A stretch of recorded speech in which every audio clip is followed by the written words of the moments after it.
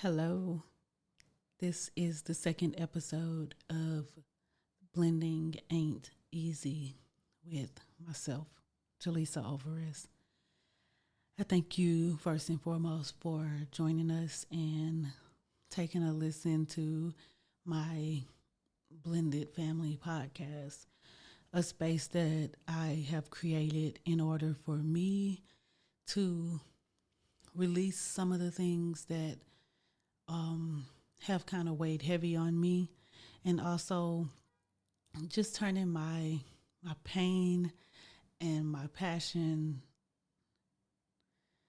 I'm sorry, turning my pain into my passion and prayerfully helping anybody else in the blended family situation that just may need us to feel like they know somebody who can resonate or know something or know that someone else has gone through this or even get some resolutions.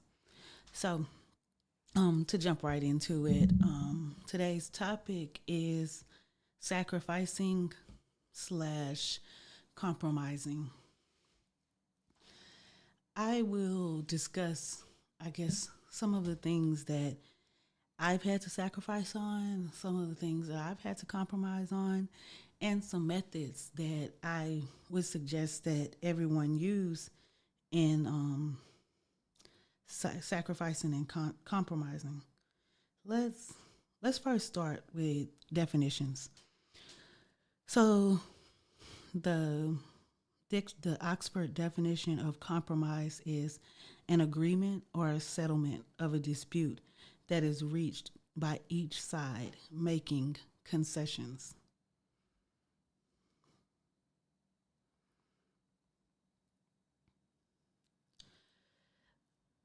The definition of sacrifice is an act of slaughtering an animal. No, we're not going to use that.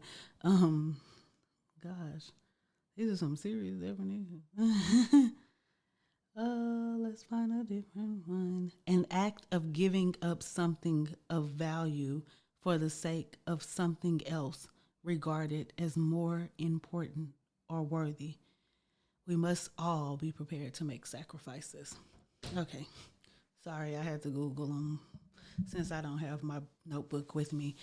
But sacrifices are and compromising, I believe personally, has been a huge factor on both sides of my blended family process. From me being the child or offspring of a blended family, as well as now being the co-parent or the step parent. I'm sorry, the step parent in a blended family. As a child, I had to sacrifice sometimes being a part of like social functions, like missing out on some things that I wanted to do, or at least I thought I wanted to do on my biological father's side, because my mother and my stepfather were doing something on their side, or maybe on my mom's side, maybe on my stepdad's side, and therefore I was not allowed to leave from their side to go to my biological father's side, because I had cousins on. I have not had. I have cousins on my biological father's side that I'm extremely close with, and so it was like, oh, like as a kid, that was a sacrifice. So I implore you to ask yourself, what am I sacrificing? What am I willing to sacrifice? I pray that there's not too much that you're not willing to sacrifice. I mean, don't sacrifice your morals or, your natural compass of how you how you navigate life. But also, even ask yourself, like, what are my kids or my bonus kids having to sacrifice? What is my family as a whole having to sacrifice? And what's the boundary to that? I know boundary is not the word that I said I was going to talk about today, but sometimes God just puts it on you, right? But like boundaries when it comes to these sacrifices are super heavy. Here's a shameless plug for my husband's podcast, but my husband has a podcast called Come On Man, and definitely check it out. But on one of the episodes prior, he made mention of something that I have been saying to him since we met, and something that I've been saying I will say it to anybody that I meet. I will repeat it. I even say it to myself. And I am the worst follower of my own teachings, but you have to know how and when to set firm boundaries. And setting boundaries sometimes mean that, like, I can't pour into your cup because mine is full. And sometimes the person or the situational cup that you can't pour in is one that you literally think by, societal standards that you have to pour into. There's nothing wrong with sometimes having a boundary of no, kiddo, I'm not going to sacrifice my, my mental health for whatever this situation is. And that can be so hard. I'm kind of hesitating because I don't know how deep I want to go on this sacrifice conversation, because I don't know how deep my husband would feel comfortable with me going. But he talks a lot on his podcast, so let's just put some stuff out there, right? In our um blended family situation, we have had to sacrifice a few things. You know, my husband is a power lifter. He is an employee. He works in a petrochemical refinery, and also, of course, he's a husband because he's my husband, and he's a dad. And in addition to that, he is the owner and operator of a podcast. He is the creator for his YouTube channel and his TikTok and all of those different things. And he loves and adores photography and videography and editing. So these were things that, like, he put a lot of time and energy into. He invested a lot of time and energy into those things. And then jumping into, like, being a full-fledged hyperactive co-parent, which he, just like so many other non-custodial parents, this is not gender specific, because I know non-custodial parents that are women, I know non-custodial parents that are men, but he had to have a lot of, like, fight in him in order to get his rights of having joint access to his son.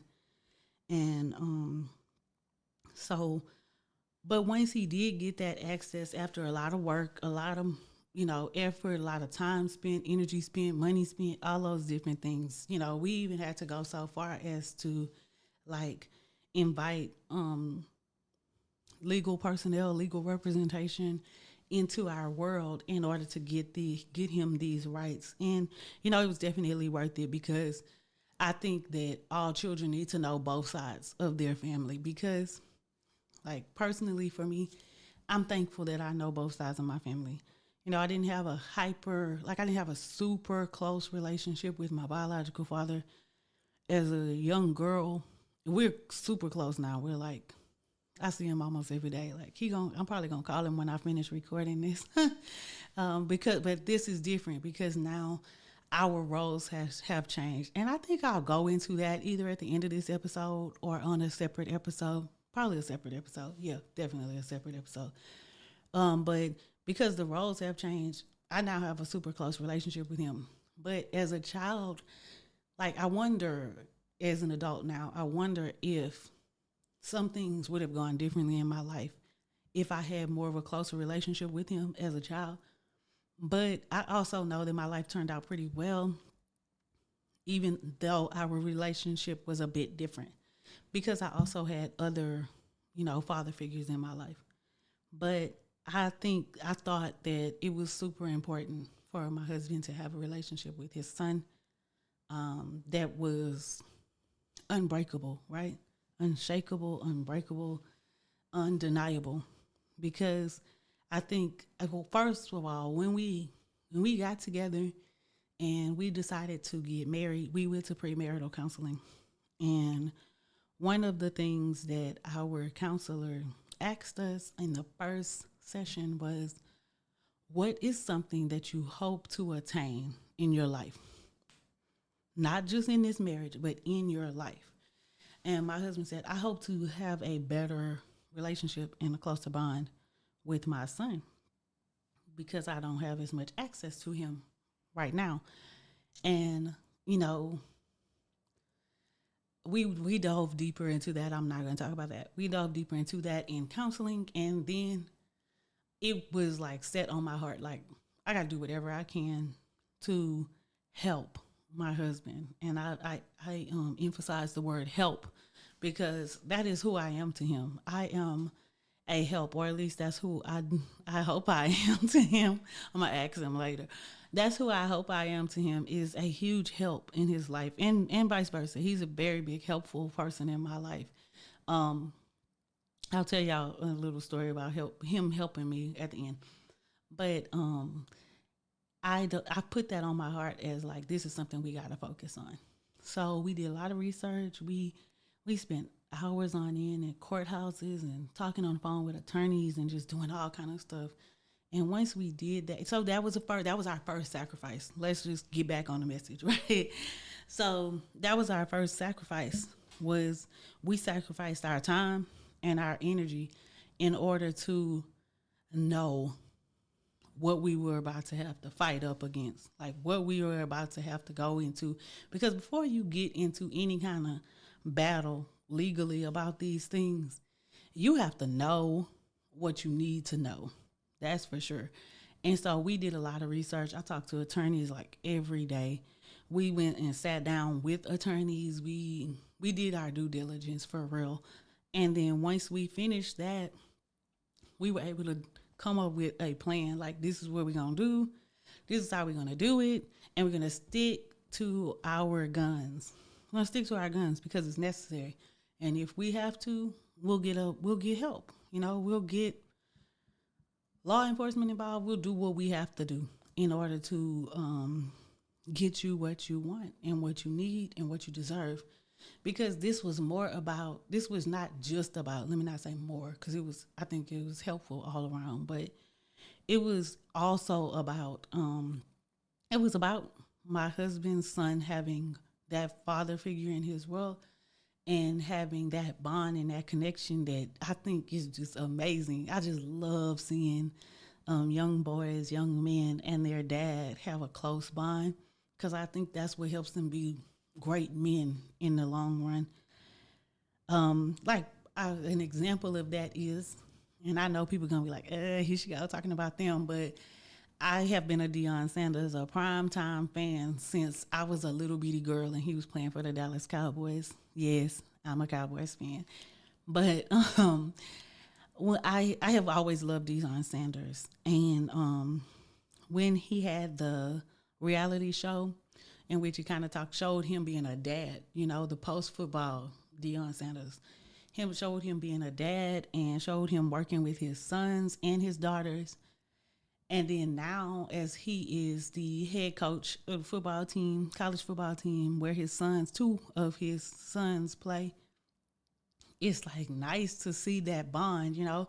And beyond just him, like I was watching an episode of the Primetime Coach Prime thing on Amazon Prime, and I was watching the episode where they showed Jimmy Horn Jr., which I like Jimmy Horn Jr. I've been following him since he was in South Florida. So I like watching him play. He's amazing. And I was listening to him talk about his bond with his dad.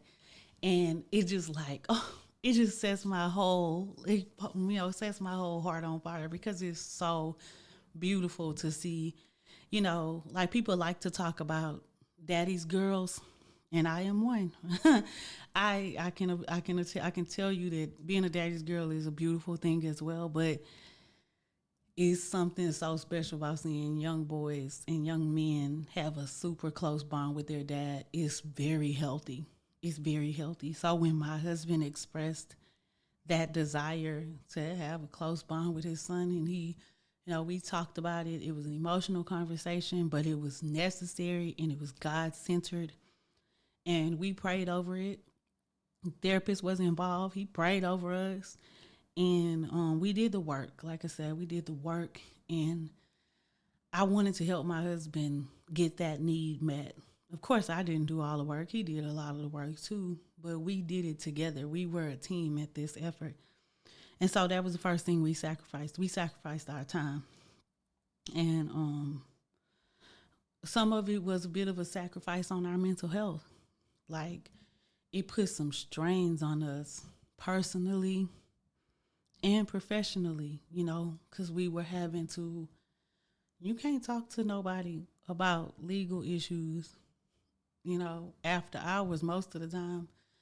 And if you have regular work hours, just like they have regular work hours, you have to take off work or leave work early or, like whatever you have to do. You have to do those things and sacrifice more of your time, sacrifice more of your energy, sacrifice your mental health. Like, because it's something serious to say about co-parenting relationships that haven't got to the healthy stage yet. And I say it in that way because I'm always optimistic.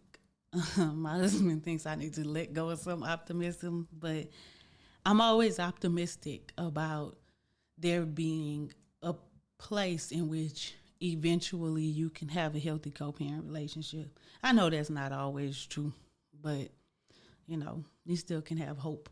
And so while you're not in that healthy co-parent space, it is taxing on your mental health. Even taxing, and when your mental health is being compromised, then now that can affect your emotional health. Excuse my phone. Let me turn that on mute. When your mental health is being impacted, that can compromise your physical health. Like, I can recall times where I just be like, man, I got a headache. Dealing with this, I got a headache. I feel sick. I feel like, ugh, my stomach's bothering me, my this, my that.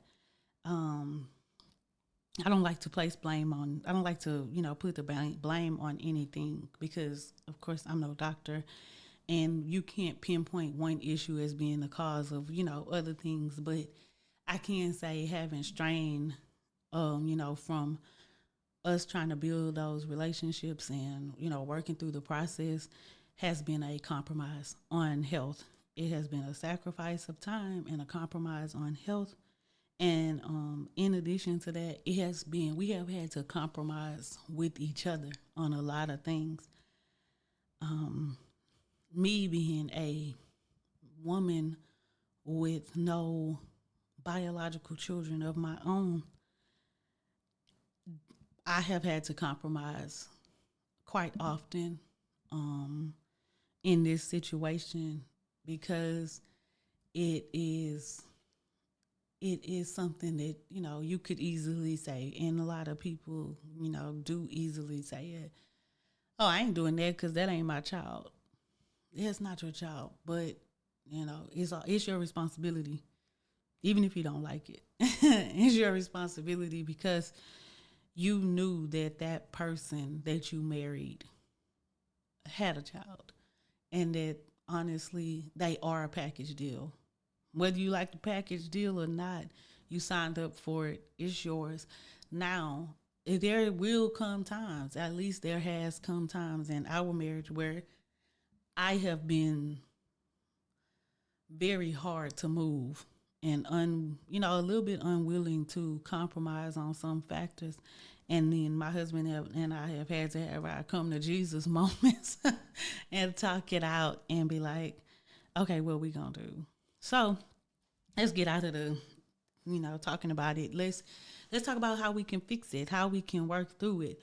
One of our actions that we have been kind of slowly but surely doing, and we did it all throughout our dating relationship. So I don't know how it fell off when we got married, probably just time and circumstances. But we do check-ins weekly, sometimes twice a week, depending on, what the situation is and how much has occurred. We do check-ins. And at these check-ins, it's just me and my husband. And we're talking. And sometimes it's late at night and we just in the bed. Sometimes it's on a car ride together where we're going, pick up the bonus kiddo or whatever. Sometimes we make it very intentional and we set a date and we go out to eat and we have a conversation and we're able to just kind of put it all on the table. Um, and we're able to talk about these things and come up with a joint plan. Man, a joint plan is so beneficial because in that joint plan is definitely going to be some compromises because you're two different people. Like, at least for us, we are two completely different people. Like, we think different, we act different, we move different, but he appreciates how I move, and I definitely appreciate how he moves. Like, he is literally the yin to my yang because for me, like, I'm like, I'm quick moving. I'm constantly quick moving. Versus my husband is more like mellow and he's more like relaxed. And for me, I'm like always like go, go, go, go, go. Versus he's more like, hold on, let's think about this for a second. And then it's kind of apparent, even in like workouts, right? Something as simple as a workout. Like I go in the gym and I'm quick and I'm fast and I'm going to get my cardio and I'm gonna hit a couple weights like boom, boom, boom, boom, boom. I'm gonna hit like a mile on the treadmill or on the elliptical, like bam, bam, bam, bam, bam. Hit the sauna for 30 minutes and then I'm out. I'm like, shoot, I'm tired. I'm done. I'm ready to go. I've been here for 35 minutes. I've been here for like an hour and 15 minutes. I'm out. Versus my husband is a power lifter. So he got to be way more precise. He has to be very careful. He has to move with like proficiency because he can't just throw no weight up in there. He can't just, throw a 766-pound deadlift up in the air like it's nothing. No, he got to work up to that. He got to work his way up to that. So I say that because that's an example of us being completely different, but still getting the same work done, right? And so that's one of our activities is we have check-ins, weekly check-ins, sometimes twice a week.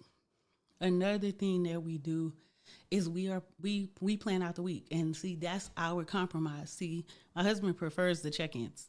I prefer the schedule. I am a scheduler. I live and die by the planner. I live and die by checklists. That's my thing.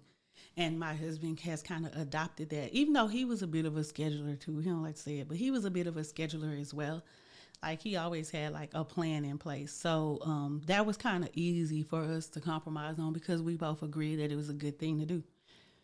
So we started scheduling things. We started pulling out the calendars, just making it make sense and constantly knowing like what each other has to do in our time together so that we're not stepping on one another's toes, right? Because we are busy. We are both very busy. I told you all his actions and all his roles, and you clearly hear. So I got a podcast. I work a full-time job. I'm my father's caregiver, and you know, going back to school, just all those different things are a lot. We just have a lot of roles in this process, and of course, I'm his wife, and I love to cook, and I cook a lot, and I am my bonus son's bonus mom, and so of course, I'm super like into his world as well, and I try my best to make sure that I'm always here for him when it's our weekend.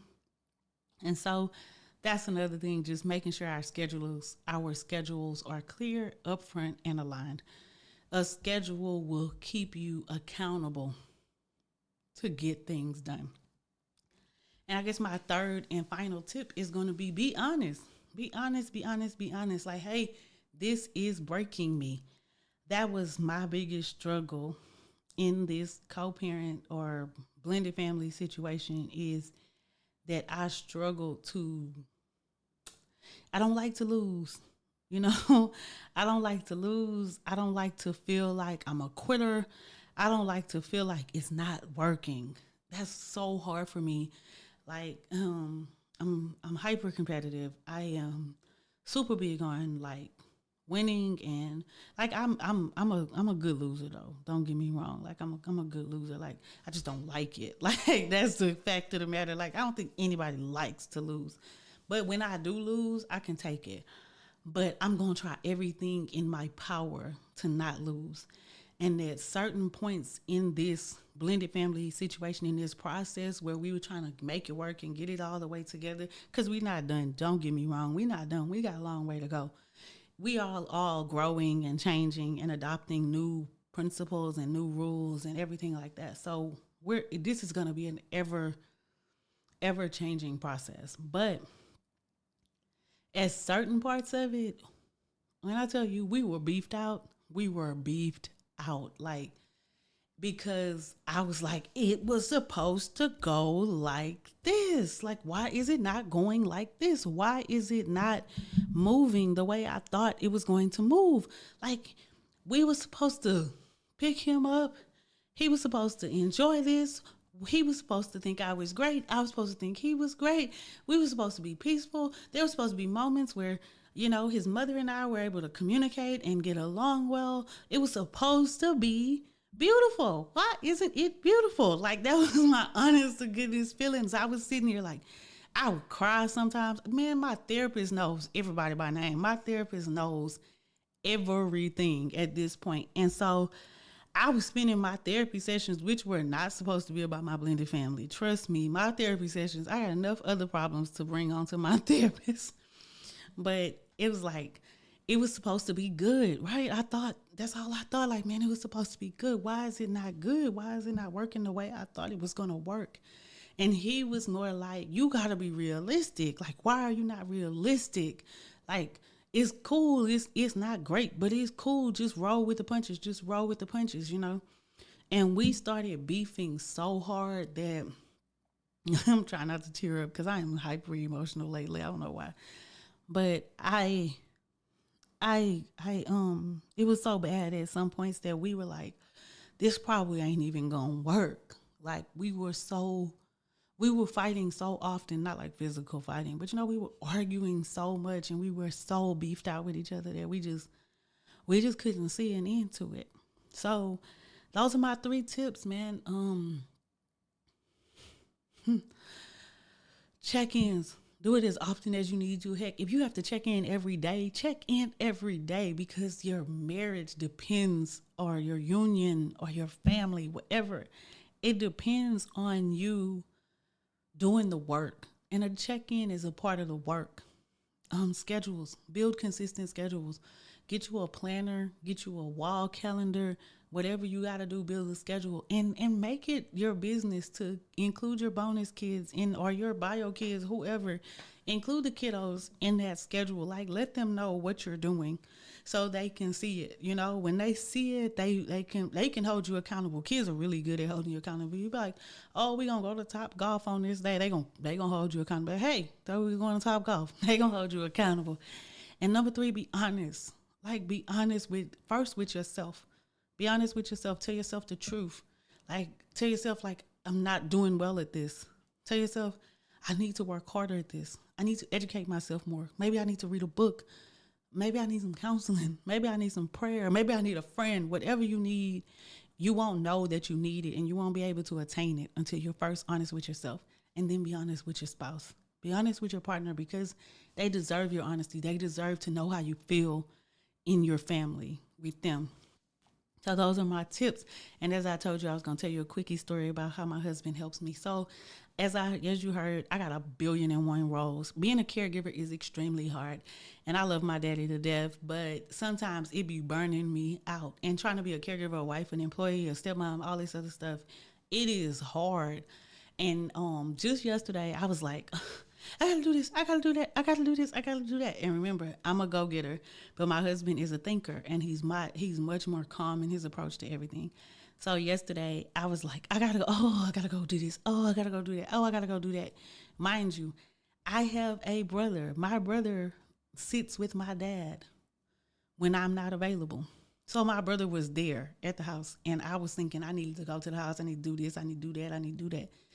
And my husband was like, stop. Call Josh. Josh can do that. Stop. Call Josh. Josh can do that. Babe, let's do this online. Let's order this. Let's do this. Let's do store pickup. Why are you stressing? So that's how he helped me yesterday in very real time. He helped me realize that I don't have to be Superwoman. I can just be his woman. So I hope you appreciate this episode. I'm trying to get to this 30-minute mark and just keep it solid. Keep listening, like, share, and help everybody know that blending ain't easy, but you doing the work. I love y'all. Bye.